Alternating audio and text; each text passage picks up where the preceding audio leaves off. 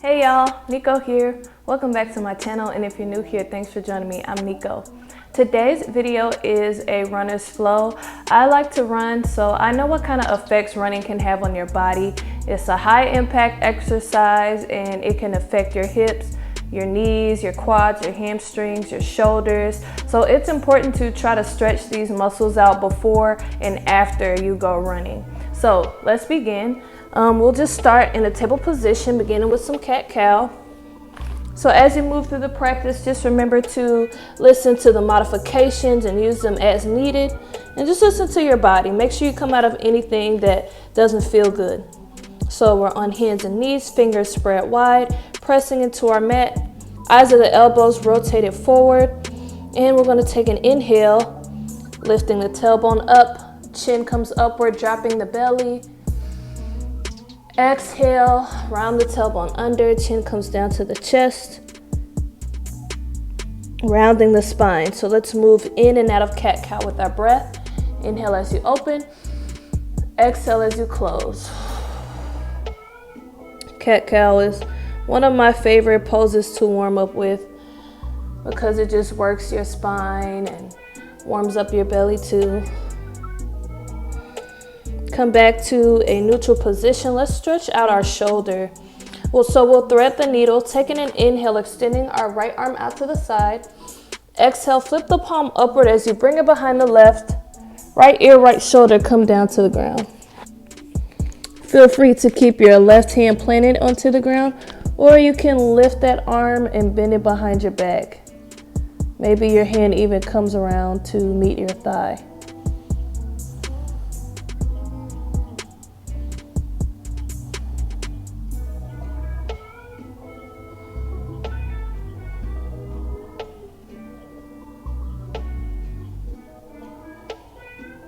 Take an inhale. Exhale, lower that left hand down. Press into the left hand as you come back up to table position. Let's do the same thing on the other side. Extend the left arm out to the side. Inhale. Exhale, bring it behind the right. Left ear, left shoulder come down. Right hand can stay firm onto the ground, or you can bend it behind your back. I think sometimes we neglect our shoulders when we think about running, but when you think about pumping your arms, your shoulders are really working. So it's important to get a stretch there too.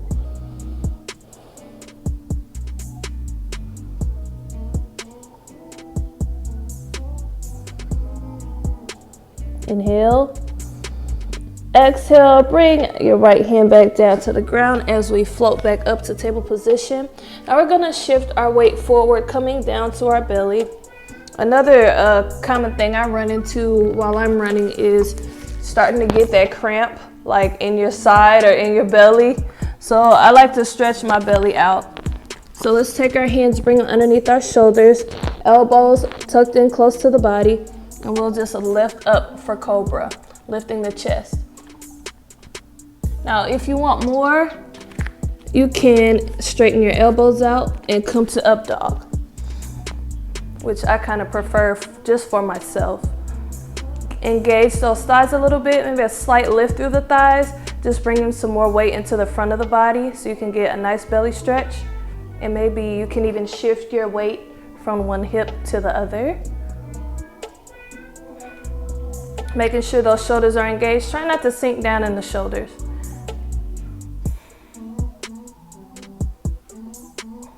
Good. Let's bring our big toes together and our knees out wide as we start to float our hips back to a child's pose. Now, if your hips don't quite float all the way back to your heels, you can just keep your hips lifted. That's totally fine. But if you are okay with floating all the way back, that works too. Just do what works for your body. And then you can let that forehead relax down towards your mat.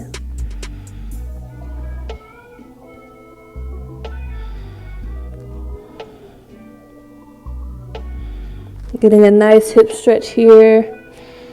Reaching through the arms is kind of stretching out our shoulders too. You can even come up on the fingertips for an active child's pose, which I like for my shoulders.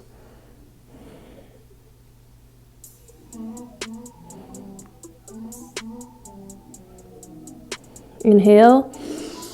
Exhale, Relax, start to come back up to a table position, and we'll move into a low lunge. So we're back in table, and we're going to step our right foot up in between our hands. And we'll just take both hands and bring them right above our right knee. Chest is lifted, shoulders relaxed. If you want to add a little more, you can scoot back towards a wall and bend this back knee, resting that foot against the wall. If you want a stretch in your left quad at the same time, or a deeper stretch in your left quad, I should say. And maybe as you're in the pose, you start to sink down a little bit lower. Inhale. Exhale, release. Step that right foot back. Let's step our left foot up now. Same thing on this side. So both hands can come on top of the left knee. If you want to bend your back knee and scoot close to a wall, you can.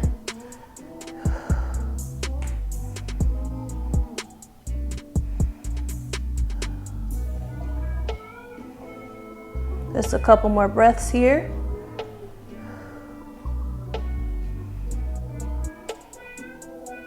Take an inhale.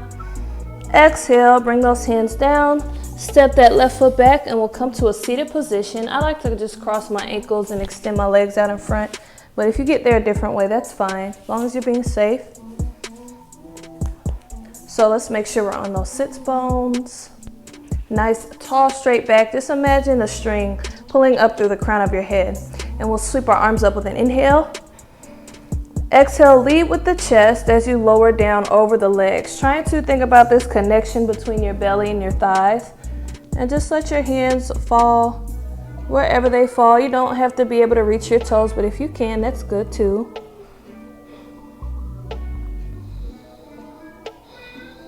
And as you breathe, you might start to feel your hamstrings loosen up a little bit more. And I like to really pull my toes back towards me. Even if you can't reach the toes, try to flex your toes towards your face, because I feel like that really gets into your calves too. And we definitely want to stretch our calves before I run.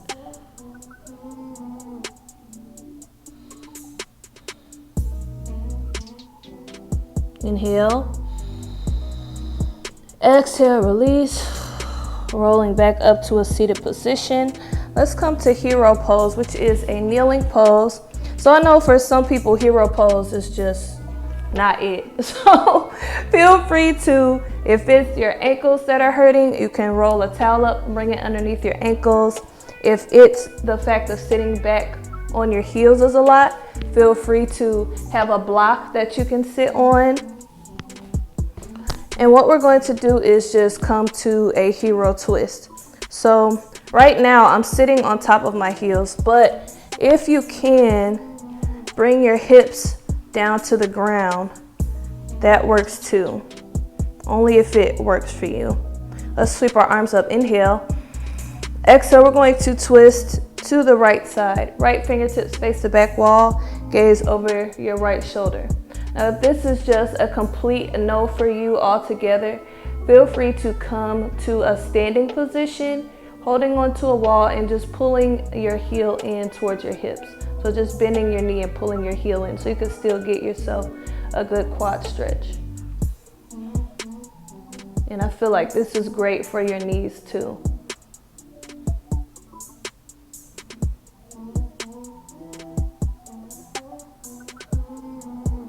Let's sweep our arms up. Inhale. Exhale, twist to the other side. Looking over that left shoulder. And if this just starts to become a lot, it starts to get more intense as you hold the pose. So if it starts to become a lot, just come out of the pose. That's totally fine.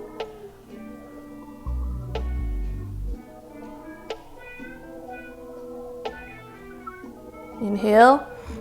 Exhale, back to center. Feel free to come out of the pose, but I like to kind of shift my weight back into my forearms.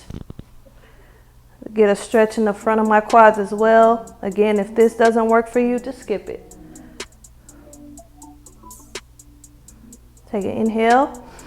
Exhale, release those legs back out in front.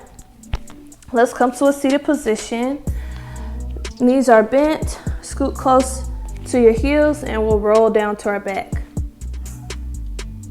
Rounding the spine, rolling down gently. Come all the way down to your back. So we're going to extend both legs up towards the sky. And what I want you to do is cross your right leg over your left and bend at your right knee. Now, option one, you're going to just either grab your calf, maybe you grab your big toe and pull it towards your body. And this is going to give you a good stretch along your IT band. This is something that kind of helps my sciatica because I notice when I do a lot of running, my sciatica will start to act up. So you can stay with that, or if you are comfortable, you can bend both knees. Knees are kind of stacked one on top of the other. Grab both feet and pull them down. So if you did option one, you're going to feel the stretch in your IT band on the left side, but if you do option two, you might feel it more on the right side. But either way, we're going to stretch along the IT band. And this is one of my favorite poses to help with my sciatica.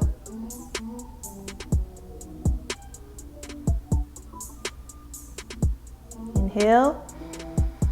Exhale, release. Let's cross left over right this time. You could bend at your left knee, grab the right calf, pull it towards you, or grab the big toe.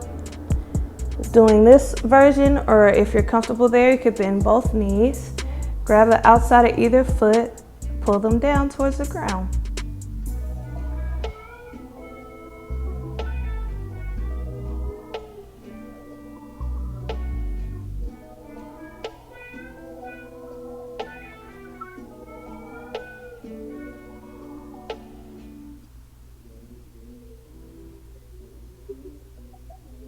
Inhale, exhale, release.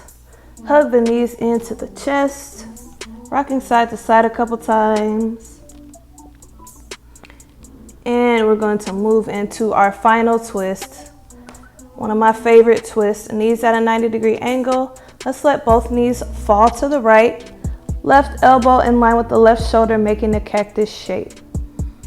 You'll see me do this pose a whole lot because most people are able to do it, and I love how it stretches my back. Now feel free to bring pillow underneath your knees if the twist is difficult for you, because this twist can be difficult.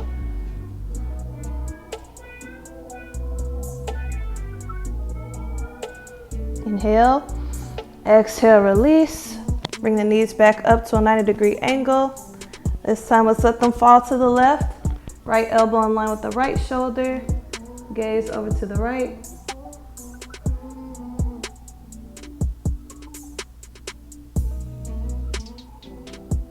And just trying to allow your body to relax in the pose. I think sometimes we can be tense and not even realize it. Inhale. Exhale. Hug the knees back into your chest one last time. And release. So this completes our runner's flow. Let me know what you think of this flow down below in the comment section. Don't forget to like, share, and subscribe, and thank you for watching. Peace and love.